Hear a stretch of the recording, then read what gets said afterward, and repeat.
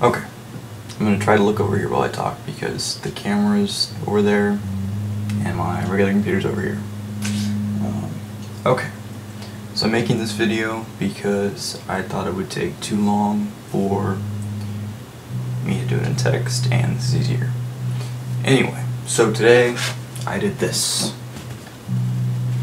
This is a tricolor gum bichromate print over Sanotype. And I decided to make this video because I thought maybe it would be interesting to some people and because I felt like it. So this is the print. Some things that I found out while doing this were, oh, my iTunes just opened because I plugged in my phone. Anyway, if I keep trying to get this. Okay. Let's see. So here's the print.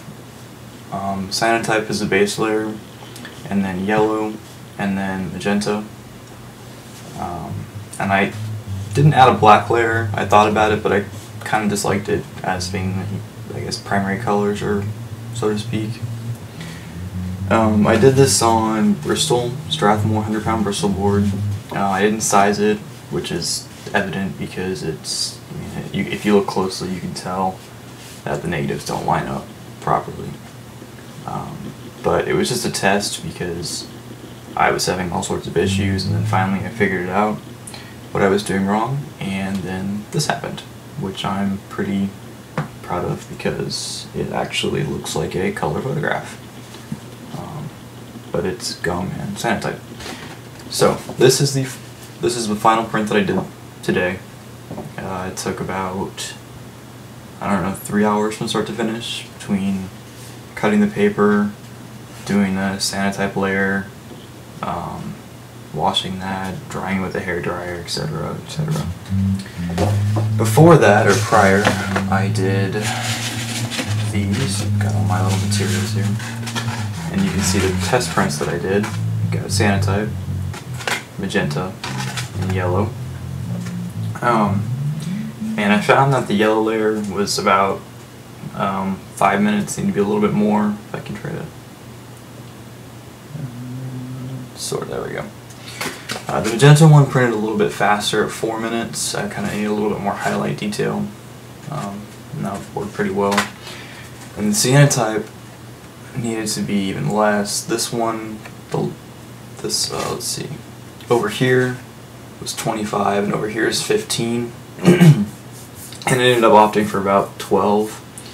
And I mixed this. When I developed it, I had 2 cups of water and 1 cup of like plain vinegar to kind of help the midtones. And I ended up using a little bit less vinegar, and then I did it for about 12 minutes. And then it looked better. The watercolors that I'm using are Holbein.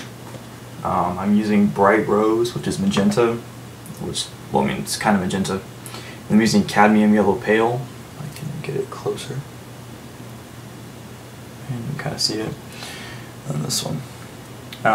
Before I had been using Cadmium Red Deep, and then it kind of occurred to me that it's magenta, CMYK, not red. And that worked a lot better than cadmium. I found that the magenta and the red both did a little bit more, like they kind of stained. I don't know if you can kind of see it. You can a little bit, not a lot, but I don't know if you can see it in here. I mean, it's never white. It's kind of red or purple or pink or whatever. And the other thing that I found out is that basically not all watercolors are created equal. If you're diluting them for regular painting, it seems like it really wouldn't matter, but when I was reading, it was like 1 to 2 centimeters or more pigment in your solution, and with this I'm using about ½ centimeter. And then, I mean, this one, this was a test of just a cyan layer of gum, and this is Reeves watercolor. I think it's ultramarine blue, and this is 1 centimeter. And as you can see, it doesn't look anything like this from the Holbein. So not all watercolors are created equal. And Holbein is a lot more expensive, but I think it's worth it for not having to, I mean, you get a brighter color and it just looks better. If I seem to pause, it's because I'm lagging in my video and it's weird.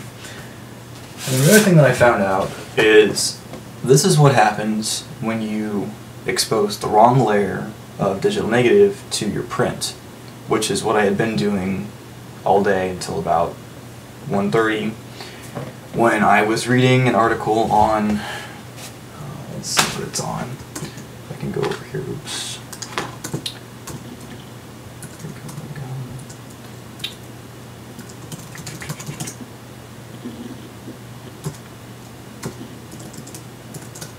Type in 3CG gum, that should come up. It is on the Unblinking Eye, which is just a tricolor gum over cyanotype article. That's the article that I've been using. And that's what I used to make the negatives and like the process or whatever. So it occurred to me that once you expose the proper layer to the proper pigment, you get a color image. This is on, like I said, the Bristol. This one is on 300-pound Arches hot press. It's supposed to be bright white, but I think it's natural white. And what I found out is really Bristol sucks. It's too thin. I don't know if you can see right there. It kind of abrased the paper. I had gloves on and I was kind of trying to rub out parts to make the magenta layer takes forever to come off, and so I was kind of rubbing it with my fingers, which didn't really work. I also have some cheap, like I think, or H-A-K-E, Hake or Hawk brushes, which are a lot smoother and those work a lot better. But I didn't have it in front of me at the time, and I was kind of in a hurry. So, but I mean, it still worked. The other thing I would say is that sizing is definitely necessary.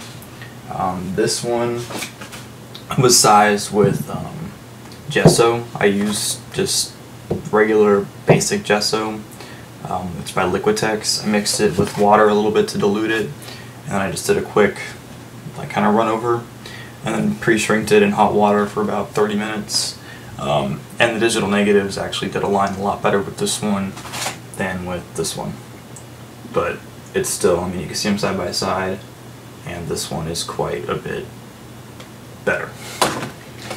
So that's pretty much what I learned today from gum printing. I can't wait to make some more prints. Hopefully that look better. So that's what's to come. Thanks for watching.